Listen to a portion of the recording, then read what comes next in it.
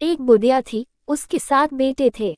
6 कमाने वाले थे, एक निकम्मा था। बुढ़िया माँ 6 बेटों की रसोई बनाती, भोजन कराती और कुछ झूठन बचती वह 7वें को दे देती थी, परंतु वह बड़ा भोला भाला था, मन में कुछ विचार नहीं करता था। एक दिन वह बहू से बोला, देखो मेरी माँ को मुझ पर कितना प्रेम है। वह बोली, क्यों नहीं, सबका झूठा बचा हुआ जो तुमको खिलाती है। वह बोला, ऐसा नहीं हो सकता है, मैं जब तक आंखों से न देख लूं मान नहीं सकता। बहू ने हंसकर कहा, देख लोगे तब तो मानोगे। कुछ दिन बाद त्योहार आया, घर में 7 प्रकार के भोजन और चूरमे के लड्डू बने। वह जांचने को सिर दुखने का बहाना कर पतला वस्त्र सिर पर ओढ़े रसोई घर में सो गया। वह कपड़े में से सब देखता रहा। 4 भाई भोजन करने आए। उसने देखा, माँ ने उनके लिए सुंदर आसन बिछा नाना प्रकार की रसोई परोसी और आग्रह करके उन्हें जिमाया। वह देखता रहा। 4 भोजन कर उठे तब माँ ने उनकी झूठी थालियों में से लड्डुओं के टुकड़े उठाकर एक लड्डू बनाया। जूठन साफ कर बुढ़िया माँ ने उसे पुकारा, बेटा 6 भाई भोजन कर गए, अब तू ही बाकी है, उठ, तू कब खाएगा। वह कहने लगा, माँ मुझे भोजन नहीं करना, मैं अब परदेश जा रहा हूँ। माँ ने कहा, कल जाता हो तो आज चला जा। वह बोला, हाँ आज ही जा रहा हूँ। ये कहकर वह घर से निकल गया। चलते समय स्त्री की याद आ गई। वह गौशाला में कंडे थाप रही थी। वहां जाकर बोला, दोहा हम जावे परदेस आवेंगे कुछ काल, तुम रहियो संतोष से धर्म आपनो पाल। वह बोली, जाओ पिया आनंद से हमारो सोच हटाया, राम भरोसे हम रहे ईश्वर तुम्हें सहाय। 2 निशानी आपनी देख धरूं में धीर, सुधी मति हमारी बिसारियो रखियो मन गंभीर। वह बोला, मेरे पास तो कुछ नहीं, यह अंगूठी है सो ले और अपनी कुछ निशानी मुझे दे। वह बोली, मेरे पास क्या है, ये गोबर भरा हाथ है। ये कहकर उसकी पीठ पर गोबर के हाथ की थाप मार दी। वह चल दिया। चलते चलते दूर देश पहुंचा। वहां एक साहूकार की दुकान थी। वहां जाकर कहने लगा, भाई मुझे नौकरी पर रख लो। साहूकार को जरूरत थी, बोला, रह जा। लड़के पूछा, तनख्वाह क्या दोगे। साहूकार ने कहा, काम देखकर दाम मिलेंगे। साहूकार की नौकरी मिली। वह सुबह 7 बजे से 10 बजे तक नौकरी बजाने लगा। कुछ दिनों में दुकान का सारा लेन देन, हिसाब किताब, ग्राहकों को माल बेचना सारा काम करने लगा। साहूकार के 7-8 नौकर थे, वे सब चक्कर खाने लगे, ये तो बहुत होशियार बन गया। सेठ ने भी काम देखा और 3 महीने में ही उसे आधे मुनाफे का हिस्सेदार बना लिया। वह कुछ वर्ष में ही नामी सेठ बन गया और मालिक सारा कारोबार उस छोड़कर चला गया। अब बहू पर क्या बीती, सो सुनो। सास ससुर उसे दुख देने लगे, सारी गृहस्थी का काम करा के उसे लकड़ी लेने जंगल में भेजते। इस बीच घर के आटे से जो भूसी निकलती उसकी रोटी बनाकर रख दी जाती और फूटे नारियल की नारेली में पानी। इस तरह दिन बीतते रहे। एक दिन वह लकड़ी लेने जा रही थी। रास्ते में बहुत सी स्त्रियां संतोषी माता का व्रत करती दिखाई दी। वह वहां खड़ी होकर कथा सुनने लगी और पूछा, बहनों तुम किस देवता का व्रत करती हो और उसके करने से क्या फल मिलता है। इस व्रत को करने की क्या विधि है। यदि तुम अपने इस व्रत का विधान मुझे समझा कर कहोगी तो मैं तुम्हारा बड़ा एहसान मानूंगी। तब उनमें से एक स्त्री बोली, सुनो, ये संतोषी माता का व्रत है। इसके करने से निर्धनता, दरिद्रता का नाश होता है, लक्ष्मी आती है, मन की चिंताएं दूर होती है, घर में सुख होने से मन को प्रसन्नता और शांति मिलती है, निपुति को पुत्र मिलता है, प्रीतम बाहर गया हो तो शीघ्र घर आवे, कंवारी कन्या को मनपसंद वर मिले, राजद्वारे में बहुत दिनों से मुकदमा चल रहा हो खत्म हो जावे, कलह क्लेश की निवृत्ति हो, सुख शांति हो, घर में धन जमा हो, पैसा जायदाद का लाभ हो, रोग दूर हो जावे तथा और जो कुछ मन में कामना हो सो सब संतोषी माता की कृपा से पूरी हो जावे, इसमें संदेह नहीं। वह पूछने लगी, यह व्रत कैसे किया जाए ये भी बताओ तो बड़ी कृपा होगी। वह कहने लगी, 1.25 आने का गुड़ चना लेना, इच्छा हो तो 5.25 आने का लेना या 1.25 रुपये का भी सहूलियत के अनुसार लेवे। बिना परेशानी और श्रद्धा व प्रेम से जितना भी बन पड़े सवाया लेना। प्रत्येक शुक्रवार को निराहार रहकर कथा सुनना, इसके बीच क्रम टूटे नहीं, लगातार नियम पालन करना। सुनने वाला कोई न मिले तो घी का दीपक जला उसके आगे या जल के पात्र को सामने रखकर कथा कहना। परंतु नियम न टूटे। जब कार्य सिद्ध न हो, नियम का पालन करना और कार्य सिद्ध हो जाने पर व्रत का उद्यापन करना। 3 मास में माता फल पूरा करती है। यदि किसी के ग्रह खोटे भी हों तो भी माता वर्ष भर में कार्य सिद्ध करती है। फल सिद्ध होने पर उद्यापन करना चाहिए, बीच में नहीं। उद्यापन में अढ़ाई सेर आटे का खाजा तथा इसी परिमाण से खीर तथा चने का साग करना। 8 लड़कों को भोजन कराना। जहाँ तक मिले देवर, जेठ, भाई बंधु के हों, न मिले तो रिश्तेदारों और पास पड़ोसियों को बुलाना। उन्हें भोजन करा यथाशक्ति दक्षिणा दे माता का नियम पूरा करना। उस दिन घर में खटाई न खाया। ये सुन बुढ़िया के लड़के की बहू चल दी। रास्ते में लकड़ी के बोझ को बेच दिया और उन पैसों से गुड़ चना ले माता के व्रत की तैयारी कर आगे चली और सामने मंदिर देखकर पूछने लगी, यह मंदिर किसका है? सब कहने लगे, संतोषी माता का मंदिर है। ये सुनकर माता के मंदिर में जाकर चरणों में लौटने लगी। दीन हो विनती करने लगी, माँ मैं निपट अज्ञानी हूँ, व्रत के कुछ भी नियम नहीं जानती, मैं दुखी हूँ। हे माता जगत जननी, मेरा दुख दूर कर, मैं तेरी शरण में हूँ। माता को दया आई। एक शुक्रवार बीता कि दूसरे को उसके पति का पत्र आया और तीसरे शुक्रवार को उसका भेजा हुआ पैसा आ पहुँचा। ये देख जेठ जेठानी मुंह सिकोड़ने लगे। इतने दिनों में इतना पैसा आया, इसमें क्या बढ़ाई? लड़के ताने देने लगे। काकी के पास पत्र आने लगे, रुपया आने लगा। अब तो काकी की खातिर बढ़ेगी, अब तो काकी बोलने से भी नहीं बोलेगी। बेचारी सरलता से कहती, भैया कागज आवे रुपया आवे, हम सब के लिए अच्छा है।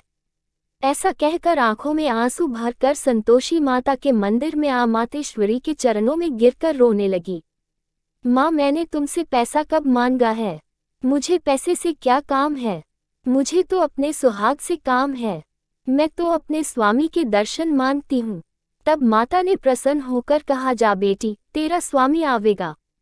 ये सुनकर खुशी से बावलाई होकर घर में जा काम करने लगी।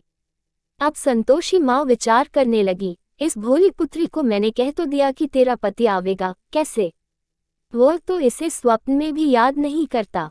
उसे याद दिलाने को मुझे ही जाना पड़ेगा।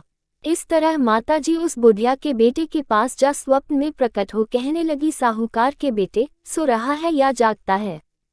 वो कहने लगा, माता सोता भी नहीं, जागता भी नहीं हूँ, कहो क्या आ गया है? माँ कहने लगी, तेरे घर बार कुछ है कि नहीं?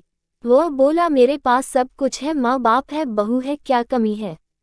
माँ बोली, भोले पुत्र, तेरी बहू घोर कष्ट उठा रही है, तेरे माँ बाप उसे त्रास दे रहे हैं। वो तेरे लिए तरस रही है, तू उसकी सुध ले। वो बोला, हाँ माताजी ये तो मालूम है, परंतु जाऊं तो कैसे? परदेश की बात है, लेन देन का कोई हिसाब नहीं, कोई जाने का रास्ता नहीं आता, कैसे चला जाऊं? माँ कहने लगी, मेरी बात मान, सवेरे नहा धोकर संतोषी माता का नाम ले, घी का दीपक जला दंडवत कर दुकान पर जा बैठ। देखते देखते सारा लेन देन चुक जाएगा, जमा का माल बिक जाएगा, साझ होते होते धन का भारी ढेर लग जाएगा। अब सवेरे जल्दी उठ, भाई बंधुओं से सपने की सारी बात कहता है। वे सब उसकी अनसुनी कर दिल लगी उड़ाने लगे। कभी सपने भी सच होते हैं। एक बूढ़ा बोला, देख भाई मेरी बात मान, इस प्रकार झूठ सांझ करने के बदले देवता ने जैसा कहा है वैसा ही करने में तेरा क्या जाता है? अब बूढ़े की बात मानकर वह नहा धोकर संतोषी माता को दंडवत घी का दीपक जला दुकान पर जा बैठता है। थोड़ी देर में क्या देखता है कि देने वाले रुपया लाने लगे, लेने वाले हिसाब लेने लगे। कोठे में भरे सामान के खरीददार नकद दाम दे सौदा करने लगे। शाम तक धन का भारी ढेर लग गया। मन में माता का नाम ले चमत्कार देख प्रसन्न हो घर ले जाने के वास्ते गहना कपड़ा सामान खरीदने लगा। यहाँ काम से निपट तुरंत घर को रवाना हुआ। वह बेचारी जंगल में लकड़ी लेने जाती है। लौटते वक्त माताजी का मंदिर में विश्राम करती है। वह तो उसके प्रतिदिन रुकने का जो स्थान ठहरा। धूल उड़ती देख वह माता से पूछती है, हे माता, ये धूल कैसे उड़ रही है? माता कहती है, हे पुत्री, तेरा पति आ रहा है। अब तू ऐसा कर, लकड़ियों के 3 बोझ बना ले, एक नदी के किनारे रख और दूसरा मेरे मंदिर पर व तीसरा अपने सिर पर रख।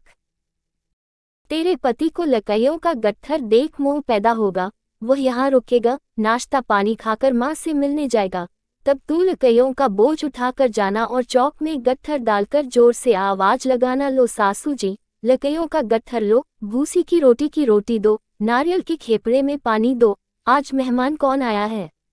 बहुत अच्छा, माताजी से कहकर वह प्रसन्न मन से लकड़ियों के 3 गंडस को ले आई। एक नदी के किनारे पर और एक माताजी के मंदिर पर रखा। इतने में मुसाफिर आ पहुंचा। सूखी लकड़ी देख उसकी इच्छा उत्पन्न हुई कि हम यहीं पर विश्राम करें और भोजन बनाकर खा पीकर गांव जाएं। इसी तरह रुककर भोजन बना, विश्राम करके गांव को गया। सबसे प्रेम से मिला। उसी समय सिर पर लकड़ी का गट्ठर लिए वो उतावली सी आती है। लकड़ियों का भारी बाज आंगन में डालकर जोर से 3 आवाज देती है, लो सासू जी लकड़ियों का गट्ठर लो, भूसी की रोटी दो, आज मेहमान कौन आया है। ये सुनकर उसकी सास बाहर आकर अपने दिए हुए कष्टों को भुलाने हेतु कहती है, बहू ऐसा क्यों कहती है, तेरा मालिक ही तो आया है। आ बैठ, मीठा भात खा, भोजन कर, कपड़े गहने पहन। उसकी आवाज सुन उसका पति बाहर आता है। अंगूठी देख व्याकुल हो जाता है। माँ से पूछता है, माँ ये कौन है। माँ कहती है, बेटा ये तेरी बहू है। आज 12 वर्ष हो गए जब से तू गया है, तब से सारे गांव में जानवर की तरह भटकती फिरती है। घर का काम काज कुछ करती नहीं, 4 पहर आकर खा जाती है। अब तुझे देख भूसी की रोटी और नारियल के खोपड़े में पानी मांगती है। वो लज्जित हो बोला, ठीक है माँ, मैंने इसे भी देखा और तुम्हें भी देखा है, अब दूसरे घर की ताली दो, उसमें रहूंगा। अब माँ बोली, ठीक है बेटा, जैसी तेरी मर्जी हो सो कर। ये कह ताली का गुच्छा पटक दिया। उसने ताली लेकर दूसरे मकान की 3री मंजिल का कमरा खोल सारा सामान जमाया। एक दिन में राजा के महल जैसा ठाट बाट बन गया। अब क्या था, बहू सुख भोगने लगी। इतने में शुक्रवार आया। उसने अपने पति से कहा, मुझे संतोषी माता के व्रत का उद्यापन करना है। उसका पति बोला, अच्छा खुशी से कर लो। वो उद्यापन की तैयारी करने लगी। जेठानी के लड़कों को भोजन के लिए कहने गई। उन्होंने मंजूर किया, परंतु पीछे से जेठानी ने अपने बच्चों को सिखाया, देखो रे, भोजन के समय सब लोग खटाई मांगना, जिससे उसका उद्यापन पूरा न हो। लड़के जीवने आए खीर खाना पेट भर खाया, परंतु बाद में खाते ही कहने लगे, हमें खटाई दो, खीर खाना हमको नहीं भाता, देखकर अरुचि होती है। वो कहने लगी, भाई खटाई किसी को नहीं दी जाएगी, ये तो संतोषी माता का प्रसाद है। लड़के उठ खड़े हुए, बोले, पैसा लाओ। भोली बहू कुछ जानती नहीं थी, उन्हें पैसे दे दिए। लड़के उसी समय हाथ करके इमली खटाई ले खाने लगे। ये देखकर बहू पर माताजी ने कोप किया। राजा के दूत उसके पति को पकड़कर ले गए। जेठ जेठानी मनमाने वचन कहने लगे, लूट लूट कर धन इकट्ठा कर लाया है, अब सब मालूम पड़ जाएगा जब जेल की मार खाएगा। बहू से यह वचन सहन नहीं हुए। रोती हुई माताजी के मंदिर गई, कहने लगी, हे माता, तुमने क्या किया। हंसाकर अब भक्तों को रुलाने लगी। माता बोली, बेटी तूने उद्यापन करके मेरा व्रत भंग किया है, इतनी जल्दी सब बातें भुला दी। वो कहने लगी, माता भूलती तो नहीं, न कुछ अपराध किया है, मैंने तो भूल से लड़कों को पैसे दे दिए थे, मुझे क्षमा करो, मैं फिर तुम्हारा उद्यापन करूंगी। माँ बोली, अब भूल मत करना। वो कहती है, अब भूल नहीं होगी, अब बतलाओ वे कैसे आवेंगे। माँ बोली, जा पुत्री, तेरा पति तुझे रास्ते में आता मिलेगा। वह निकली, राह में पति आता मिला। वो पूछती है, तुम कहाँ गए थे। वह कहने लगा, इतना धन जो कमाया है उसका टैक्स राजा ने मांगा था, वह भरने गया था। वह प्रसन्न हो बोली, भला हुआ, अब घर को चलो। घर गए। कुछ दिन बाद फिर शुक्रवार आया। वह बोली, मुझे फिर माता का उद्यापन करना है। पति ने कहा, करो। बहू फिर जेठ के लड़कों को भोजन को कहने गई।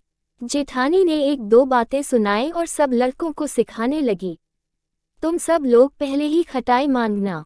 लड़के भोजन से पहले कहने लगे, हमें खीर नहीं खानी, हमारा जी बिगड़ता है, कुछ खटाई खाने को दो। वह बोली, खटाई किसी को नहीं मिलेगी, आना हो तो आओ। वह ब्राह्मण के लड़के लाकर भोजन कराने लगी। यथाशक्ति दक्षिणा की जगह 1-1 फल उन्हें दिया। संतोषी माता प्रसन्न हुई। माता की कृपा होते ही 9वें मास में उसके चंद्रमा के समान सुंदर पुत्र प्राप्त हुआ। पुत्र को पाकर प्रतिदिन माता जी के मंदिर को जाने लगी। माँ ने सोचा ये रोज आती है, आज क्यों न इस घर चलूं, इसका आसरा देखूं तो सही। यह विचार कर माता ने भयानक रूप बनाया। गुड़ चने से सना मुख, ऊपर सून के समान होठ, उस पर मक्खियां भिन भिन कर रही थी। देहली पर पैर रखते ही उसकी सास चिल्लाई, देखो रे, कोई चुड़ैल डाकिन चली आ रही है, लड़को इसे भगाओ, नहीं तो किसी को खा जाएगी। लड़के भगाने लगे, चिल्लाकर खिड़की बंद करने लगे। बहू रोशनदान में से देख रही थी, प्रसन्नता से पगली बन चिल्लाने लगी, आज मेरी माताजी मेरे घर आई है, वो बच्चे को दूध पीने से हटाती है। इतने में सास का क्रोध फट पड़ा। वह बोली, रान देखकर क्या उतावली हुई है, बच्चे को पटक दिया। इतने में माँ के प्रताप से लड़के ही लड़के नजर आने लगे। वह बोली, माँ मैं जिसका व्रत करती हूँ ये संतोषी माता है। इतना कहकर झट से सारे किवाड़ खोल दिए। सबने माताजी के चरण पकड़ लिए और विनती कर कहने लगे, हे माता, हम मूर्ख हैं, अज्ञानी हैं, तुम्हारे व्रत की विधि हम नहीं जानते, व्रत भंगकर हमने बड़ा अपराध किया है, जग माता आप हमारा अपराध क्षमा करो। इस प्रकार माता प्रसन्न हुई। बहू को प्रसन्न हो जैसा फल दिया वैसा माता सबको दे, जो पड़े उसका मनोरथ पूर्ण हो। बोलो संतोषी की माता की जय। आरती।